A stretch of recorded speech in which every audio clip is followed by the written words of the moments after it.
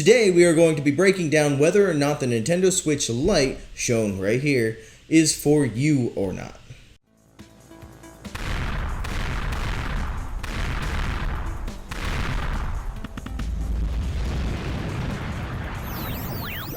Welcome back to Tex-Mex Nerd Feed, where we are dedicated to creating discussion by providing our opinions and proposing ideas on your favorite nerd culture. Before we get started, I just want to give another update to the channel. This is like, the fifth update in the last 5 videos that I've uploaded, but I do apologize for that. I needed to take a break. It's been a while since I've actually uploaded a video. As you can tell, my hair is a lot less tame than it was before. But it's been a little while since I've uploaded a video. I had to do a little bit of soul searching. I had to take some time off. I needed to figure out where I was going creatively with this channel. I needed to figure out where I was going professionally. I was kind of in a financial rut and a personal rut. So I had a lot to figure out, and I think I have figured out at least a good majority of all of that, including what I want to do here with this channel. So, like I said, it's hard for me without text to do a conversational video or topic, but I'm still trying to dedicate this channel to that. As I said in my intro, we're dedicated to creating discussion. So what I'm going to do is I'm going to try to come up with ideas to provoke discussion, and I will try to keep it relatively relevant, as this video is going to be discussing the more recently announced Nintendo Switch Lite. Now, I didn't make this video immediately like I wanted to. Issue being is that I want to get away from the news. I don't want to just be news update talking about every little piece of information that comes out. That gets to be boring, that gets to be a bit too much, and maybe if I was doing it for money, like if I got paid to do this, that would be a completely different story. But if I'm just going to on the weekends just decide to come up with an idea to talk about, then it's a lot easier for me to do that than to try to catch up and keep up with news, especially because there are millions of video game and comic book news channels that are already out on YouTube. So it's just kind of redundant, it's unnecessary. And same goes for reviews. I was working with Tex to do reviews and stuff, and it's just not working out. There are millions of other channels that do it, so I just kind of want to do what excites me, what makes me feel like I'm having a good time doing it, which is, like I said, creating discussion. I'm going to try to stop walking on eggshells. I'm going to stop trying to censor myself, as in the last video I told people to stop being communists. I'm going to have to put my money where my mouth is and actually stop trying to censor myself, and in turn censor you guys. So, have at it, discuss it, but just try not to take it too seriously. We're talking about video games and comic books and movies here, so is it really all that important to have a full-out argument with somebody? I don't believe so, but if you want to, go for it. I don't really give a shit. Okay, so today we are going to be taking a look at the newest addition to the Nintendo family, which is the Nintendo Switch Lite. Okay, so we have had too many situations. When this was announced, you had so many fanboys who were like, oh my god, a Nintendo Switch Lite? Oh my god, Nintendo can't do anything wrong.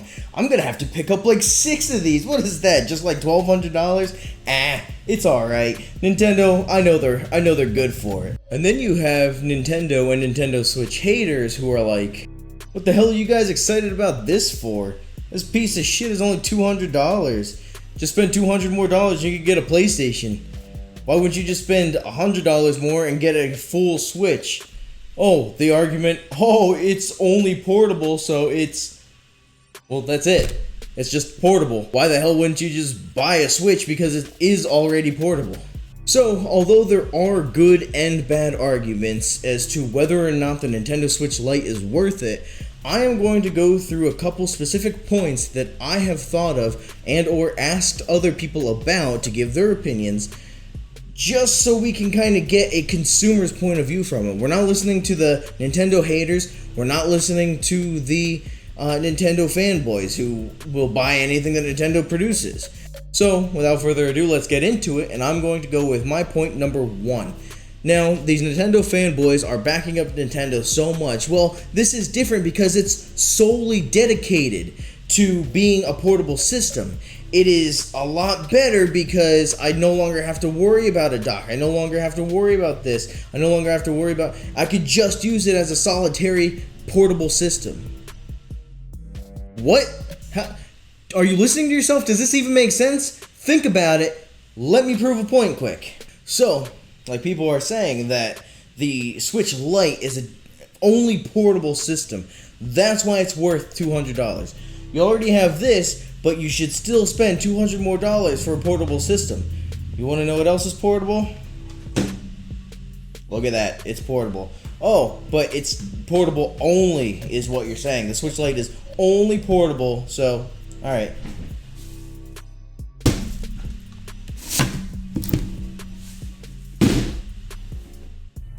There's a portable only Switch now. So do you see how stupid of an argument that is? Now, I'm not just completely calling you guys out if you are blindly supporting Nintendo just for whatever reason. What I'm doing is I'm proving a point that this here, without the dock, is a portable only Nintendo Switch console. The only difference is that right now, instead of spending $200, I already have a portable system and I have 2 Joy-Cons with it. And I have, it's a shitty kickstand, but I have a kickstand with it. So, if I wanted to, I could just sit here and I can play. Woo! How fun is that? Woo! So, that point is made, but I also see the other argument. Because Nintendo made an only portable Switch, it seems, if you look at the design that I'll throw up on the screen, it seems if you look closely that the screen is recessed a little bit. I mean, not much, but it's recessed into the system, maybe what, a 1/16 of an inch? So that provides protection to the screen just from the system itself. So you don't need an extra case in order to protect the screen. Yet, I'm sure they will still have screen protectors for it.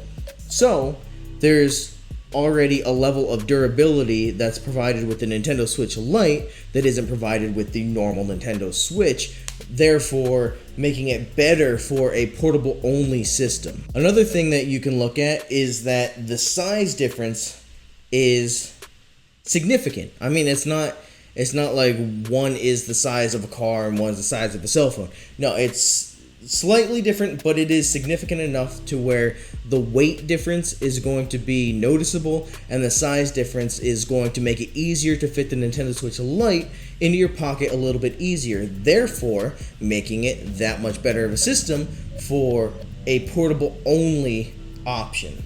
Now, it seems that there are, other than the Nintendo haters and Nintendo fanboys, it seems that there are other people who are torn on this. And it's the people who play in docked mode versus the people who play in handheld. Now, I know I watch a lot of other YouTubers who, some never take it out of the dock and they only play in docked mode. This probably isn't the best option for them. But there are other people who never put it in the dock. Maybe if they had rolled this out earlier, they would have gotten one of these instead of the full... well, I guess I don't have the dock anymore, but the full Nintendo Switch dock option, the $300 option. Alright, so another thing to consider when using a portable only Switch and talking about protection is that we already talked about this recessed screen. One of the biggest occurring instances of damage to a Nintendo Switch from being dropped from a height or being thrown or whatever is usually the connection right here between, pressing the wrong button, between the Nintendo Switch and the Joy-Con. So because of how flimsy this rail is, it'll just crack and break because a lot of times it'll fall directly onto that Joy-Con. So with this Nintendo Switch Lite not having a Joy-Con attached to it and just being one solitary unit, it no longer has that problem. So I would think that the next biggest instance of damage would come from the screen, which is already, we talked about being protected. That's just one more thing to consider that isn't going to be breaking when carrying this around with you day in and day out, because that's what it's meant to be. Now, I mentioned about how there are two different people on the spectrum. There are the people who never use it, the people who always use it. So the people who argue about always using the dock, who are saying that nobody needs this portable system because you can always just take it out, there are reasons for it. So another situation that I can come up with is that I have a coworker. I mean, I don't know who all knows this or not, but I'm a paramedic. So in between calls, if you have downtime, you're not doing other things, charts, station duties, or whatever, you can watch TV, you can play on your phone, or you can play on your Nintendo Switch. And my one coworker, he got really into Breath of the Wild because he would steal the Nintendo Switch that he got his daughter for Christmas and bring that into work while she was at school. So he really grew fond of that game, and now that she's out of school, she doesn't let him take the Nintendo Switch anymore. So he was looking for a cheaper option. And for the most part, when people are selling used Nintendo Switches, they're selling them for $300 or $300 plus. That is a completely different topic for another story. How you can sell a used item for more than its MSRP for a brand new item is way beyond me, but I have confirmed that that is the case. If anything, you're getting like $25 off. I know, GameStop sells them for $20 off. So he wanted to save more money, and he said that once he's home, he never touches the game system at all. He's got other things to do. So in between calls is the only time he gets to play games. So I brought this up to him, and I said, hey, this is an only portable Switch. You only play portably. And I said that it is smaller. He's got bigger, meatier hands than I do. But it's got increased battery life. And I just kind of gave him the rundown of this and that and this and that. And I said, and it's $200 cheaper than the $300. That's my bad. It's $100 cheaper than the $300 option. So you save $100. So you get what you're looking for. Something to use at work for only $100 off. And he said to me, yeah, I saw that, but why would I not just get a normal Nintendo Switch and have that option to just dock it if I wanted to? Because just because he does mostly use it portably doesn't mean he will never, ever, ever, ever want to dock his Nintendo Switch in the future. And you never know when that's going to be. And he said it just kind of, the Nintendo Switch Lite just kind of takes away from the meaning of Nintendo Switch. There's a reason they call it that. Because you can switch between handheld mode, between tabletop mode, and then my dock that I threw away, docked mode. So he said that it's no longer a Nintendo Switch if you take out the Switch aspect of it. So why would he spend $200 on something like that? And I completely see his point. By the way, this was a friend that I expected to be totally on board with the Nintendo Switch Lite. When I asked him, I tried to get opposing ideas, and I ended up getting two people who pretty much agree. So my other friend, I'm gonna throw his comments on the screen for you here, but he is a Facebook friend that when I posted it, we kind of had a discussion back and forth about it. Okay, so as you can see here, he said that the only pro is that it's cheaper, essentially. It's not cheap enough to make it worthwhile like the home console aspect of it is. But I do agree with that it is cheaper, but I wanted to also talk about that aspect because let's do the math here. Let me remember, or let me make sure I'm not forgetting anything. So we have a Nintendo Switch for $300 and a Nintendo Switch Lite for $200. So with the Nintendo Switch, you get the console, which is the center part. You get a Joy-Con. You get a Nintendo Switch dock. You get an AC adapter, and you get the Joy-Con grip thing. You get, in the Nintendo Switch Lite, you get the console, which is just the whole thing, and you get the AC adapter in order to charge it.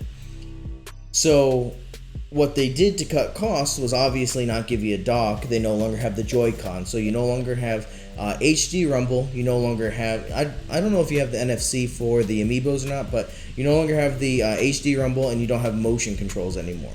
So they took this unit, made it smaller. It looks like they use a different kind of plastic. I'm not completely sure, but that's what it looks like. Obviously, I don't have it in my hands yet. But they kind of made it cheaper. They got rid of the kickstand. They got rid of the Joy-Cons, the functionality of the motion controls and the HD rumble, and no more dock. And it's not even able to be docked, so you can't even buy one after purchasing this main one. So the way I calculated it was that you have to save money on this Nintendo Switch Lite. Let's take a normal Nintendo Switch. You get rid of the HD rumble and the motion controls to save some money, and you make it one solitary unit. So to me, that saves them some money. I don't know exactly how much it's worth, but no dock. A dock you can buy aftermarket for $90. $30 of that is the AC adapter. So you knock off this $300 price point for this Nintendo Switch down to what it is. It should be $60, or take it down by $60 because of the $90 price for the dock and AC adapter. So now we're down to $240. So because of that, you can take off that $60, but they don't give you Joy-Cons anymore either. These are $40 each. So now that we're down to a $240 price point by taking away this stuff from the Nintendo Switch to make the Nintendo Switch Lite, we are now down to $160 of what the Nintendo Switch Lite should be worth. So, but they also don't give you Joy-Con, or they don't give you Joy-Con, so they also obviously don't give you a Joy-Con grip, which I've been looking around is about $10. I haven't found any officially licensed Nintendo ones, but they're about $15, $10. So let's just take $10 off. There you go. It's $150. So Nintendo Switch is saving $150 from all the stuff that they're taking away from the original Nintendo Switch, not including the motion control and HD rumble aspects of it, and the downsizing of the amount of plastic they'd have to utilize, which I'm not suspecting as much. But they are, like I said, cutting down costs from $300 to $150. If they're taking away all of that and not even giving you the ability to dock this, why is the Nintendo Switch Lite $200? Because like I said, $60 for the dock, $80 for the Joy-Cons, and the Joy-Con grip about $10, which is about $150 in savings. And yet, they didn't decrease the price to $150. They decreased it to $200. So, in all reality, this Nintendo Switch Lite is more expensive than the original Nintendo Switch because it doesn't have as much value to it. It's kind of like if you were to buy a bunch of potatoes and make potato chips, you would have a lot more value, a lot more bang for your buck than if you were to buy a Lay's potato chip bag that is pretty much 3/4 full of air anyway. So this Nintendo Switch Lite is a Lay's bag of potato chips, while this original Nintendo Switch is just making homemade chips from potatoes. It's a terrible analogy, but you get the point. The worth of the Nintendo Switch Lite is being valued a lot higher than it actually should be, considering all the stuff they're taking away from the original Nintendo Switch to create this. Now, it's not bad, like I said. There are still reasons to get it. Now, another friend of mine on Facebook said that his kids never push the button to release the Joy-Con, so having this solitary unit will prevent any damage. And even with me pressing the buttons, I still have damage. My left Joy-Con, the matching red one, it pops off without having to press the button, and it's a pain in the ass if you're playing and it just kind of slips out. So I can definitely see and understand that argument. It seems that this is pretty much better used by kids and people who really never put their Switch in the dock ever and never plan to because they really only play it portably. I am the kind of person working in EMS who plays Nintendo Switch portably 99% of the time. But when I come home, I like to throw it in the dock, kick back, and play if I have the time. So I would never really replace this with that. But I've been arguing against this Nintendo Switch Lite for the most part. I have made arguments for it, but that is mostly for people who have a Nintendo Switch already. Now, nobody is ever telling you you have to buy products. So just because Nintendo came out with this doesn't mean you have to buy it. So if you have a problem with it, I can tell you what you can do. Don't buy it. There you go. It's as easy as that. You can shut up now. For me, the thing is it worth buying it having the Nintendo Switch? I'm kind of leaning towards it not being worth it, but then you also see this, which is a Pokemon Sword and Shield themed Nintendo Switch Lite, and now my interest has peaked and I might be getting one. That is just me wanting to collect another one, just to have it as I have a collector's heart. I want it because of the special edition, but not everybody is like me, so pretty much spend your money how you wish. So for people who don't have a Nintendo Switch, you really have to ask yourself, is it worth everything that you missed out from getting this, the original Nintendo Switch, to save $100 because you are missing out on a lot of stuff? Or is it just kind of trying to buy in bulk? You have 3 kids, you would rather spend $600 and get all 3 of them a Nintendo Switch Lite than get 2 Nintendo Switches and have 2 of them fight over who gets to play what. So that is one thing to consider. Another thing to consider is that they give you a list of games that are compatible with this Nintendo Switch Lite. Problem being is that I find the list to be inaccurate. They say as long as you can play in handheld mode, you're good to play it on the Nintendo Switch Lite. And I have a problem with that for one big reason, and I'll show you that. Let's proceed to my living room.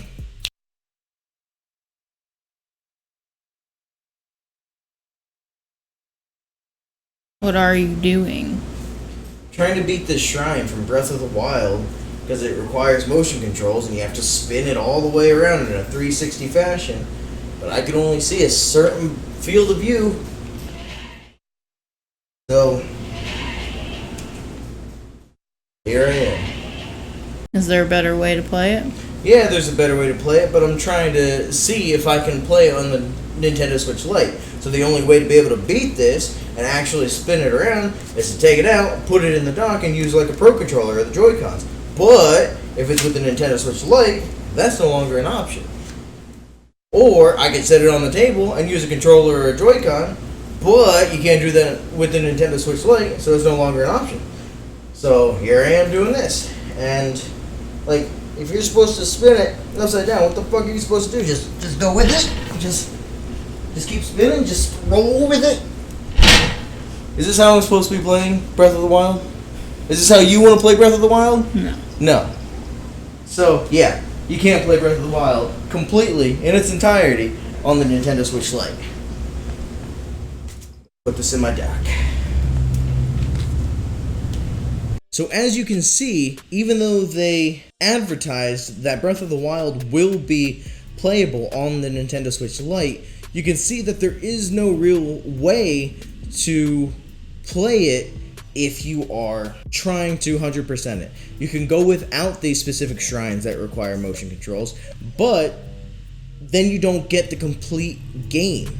So do you really want to be missing out on certain aspects of certain games just because you went with the $200 option versus the $300 option? If we actually think about it, one argument that people can make, which I showed in the video, is that you can use Joy-Cons, maybe a Pro Controller, I'm not completely sure, with the Nintendo Lite.